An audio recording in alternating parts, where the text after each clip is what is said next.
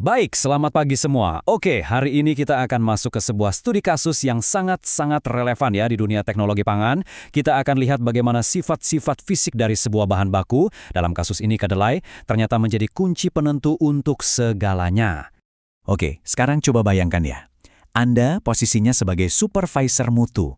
Di depan Anda baru saja datang kiriman kedelai 5 ton. Banyak sekali. Nah, apa langkah pertama yang akan Anda lakukan? Ini bukan pertanyaan teoretis loh. Keputusan Anda di beberapa jam pertama ini krusial. Sangat menentukan kualitas produk akhir, efisiensi, dan yang terpenting, keamanan pangan. Jadi mulainya dari mana? Nah, ini dia peta kita untuk diskusi kali ini. Kita mulai dari tantangannya, si kedelai 5 ton itu. Lalu kita bedah satu persatu, mulai dari bentuknya, geometrinya, lalu sifat mekanis dan termalnya. Nanti di akhir kita akan lihat gimana semua ilmu ini dipakai untuk menjamin produk yang tojiban. Oke, siap ya? Oke, langkah pertama dari semua langkah. Sebelum kita sentuh kedelainya, sebelum kita proses, seorang teknolog pangan yang baik itu harus paham dulu kartu di tangannya.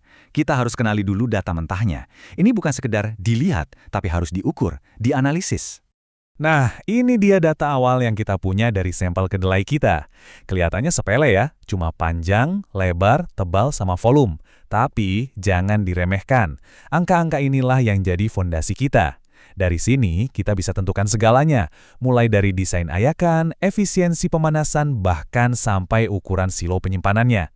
Mari kita kupas lebih dalam. Baik, kita masuk ke bagian pertama, geometri. Kenapa sih ini penting? Kenapa kita harus peduli sama ukuran dan bentuk? Sederhana, karena ini akan menentukan cara kita menyimpan, cara kita menyortir, dan bagaimana kedelai ini akan berperilaku nanti selama proses pengolahan.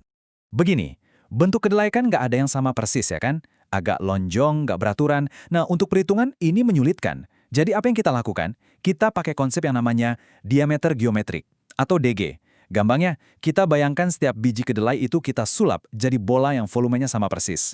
Tujuannya apa? Supaya kita dapat satu angka yang mewakili ukurannya. Simple, tapi sangat berguna. Nah, setelah kita masukkan angka panjang, lebar, dan tebal tadi ke rumus, keluarlah angka ini, 6,13 mm. Tolong diingati angka ini. Ini bukan sekedar angka biasa, ini akan jadi kunci kita untuk memecahkan masalah nanti. Catat baik-baik, 6,13 mm.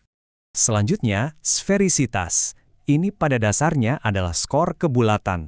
Angka 1 itu artinya bola sempurna. Kedelai kita dapat skor 0,87. Wah, ini tinggi loh.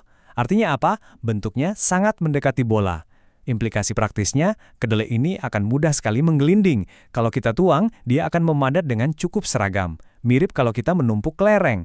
Ini penting sekali untuk mendesain silo atau hopper. Sekarang kita bicara soal porositas, ruang kosong. Dari data kita, ternyata 36% dari tumpukan kedelai itu isinya udara, kosong. Nah, ruang kosong ini bukan berarti tidak ada apa-apa. Justru ini adalah sebuah potensi masalah besar. Kenapa? Karena di ruang-ruang inilah udara terperangkap. Kalau kondisi lingkungan lembab, ruang kosong ini jadi apartemen mewah buat jamur dan kapang. Jadi, sebagai supervisor mutu, begitu lihat angka porositas 36%, lampu kuning harus langsung menyala di kepala Anda. Oke, dari geometri, sekarang kita bergeser ke sifat mekanis. Maksudnya apa? Sederhananya, bagaimana si kedelai ini merespons kalau kita beri tekanan atau gaya fisik. Ini semua tentang tekstur, keras atau lunak. Dan ini jadi kunci untuk proses selanjutnya seperti perendaman dan penggilingan. Coba perhatikan tabel perbandingan ini. Jelas sekali bedanya. Kedelai kering itu keras, kaku, dan gak mau menyerap banyak air. Tapi setelah direndam, lihat apa yang terjadi. Daya ikat airnya melonjak. Kekerasannya anjlok. Sel-sel di dalamnya yang tadinya kaku, sekarang jadi bengkak oleh air atau turgid. Artinya, secara mekanis kedelai kita sudah lunak, sudah siap diolah lebih lanjut. Baik, setelah direndam, biasanya diapakan? Direbuskan?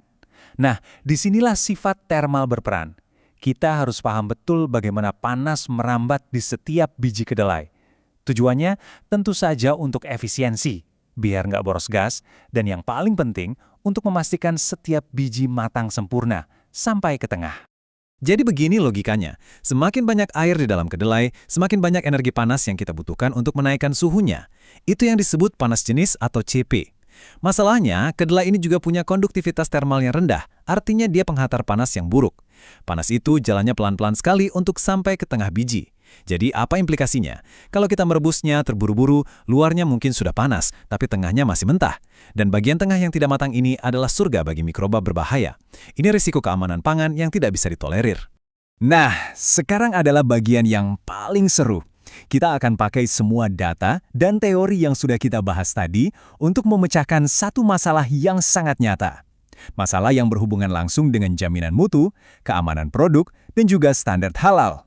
Ini dia masalahnya. Saat disortir, ternyata di antara tumpukan kedelai kita ada penyusup, ada kerikil, ada kotoran lain. Artinya, bahan baku kita ini belum toyuban, belum baik dan murni.